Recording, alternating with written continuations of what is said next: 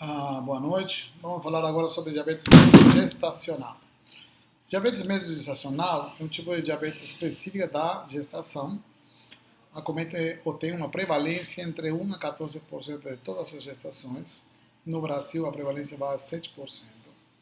A fisiopatologia, a origem dela, é muito similar ao do tipo de diabetes mellitus tipo 2. Isso quer dizer, é ocasionado pela resistência insulínica.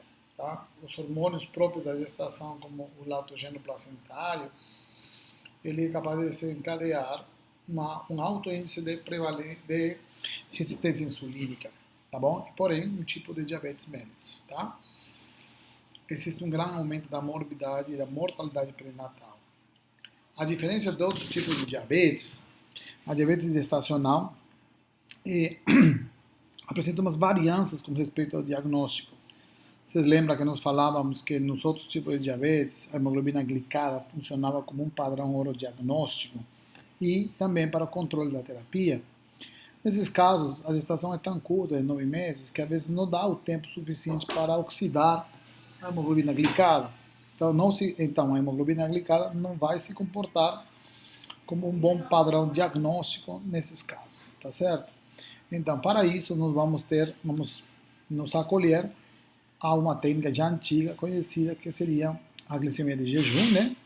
E também o teste oral de tolerância à glicose, tá?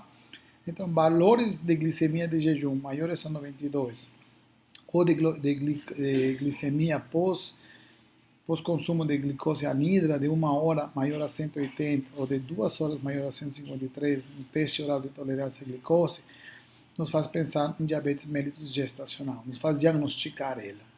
Outra característica importante é que essas variâncias na glicemia têm que acometer entre as 24 a 28 semanas, tá?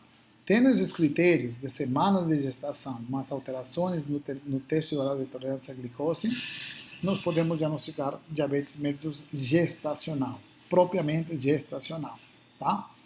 Agora, professor, e diabetes na grávida somente gestacional? Infelizmente não. Muitas mulheres grávidas podem ter sido diabéticas que ficam grávidas, ou que exista já nelas uma predisposição ou uma pré-diabetes, né? E a gravidez desencadeia esse processo e depois da gravidez elas continuam diabéticas, né? Então isso seria onde a gravidez funcionou como um estopim para eles desencadear uma diabetes mellitus propriamente, tipo 2, né? Então, nós temos que aprender a diferenciar, então, uma diabética que ficou grávida, uma pessoa que tinha predisposição diabética e a gravidez desencadeou a diabetes mellitus, ou uma diabetes mellitus gestacional. Para poder fazer essa diferenciação, é que se façam, é recomendado que na primeira consulta pré-natal, as mulheres apresentem o controle de glicemia de jejum para poder diferenciar esse tipo de diabetes mellitus gestacional. Se é uma diabetes prévia ou se faz um diagnóstico específico de diabetes gestacional. Tá?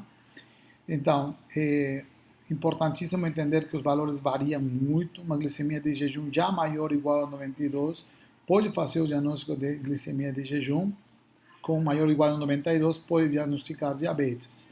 E é importantíssimo, entre 24 às 28 semanas, aí é diabetes gestacional.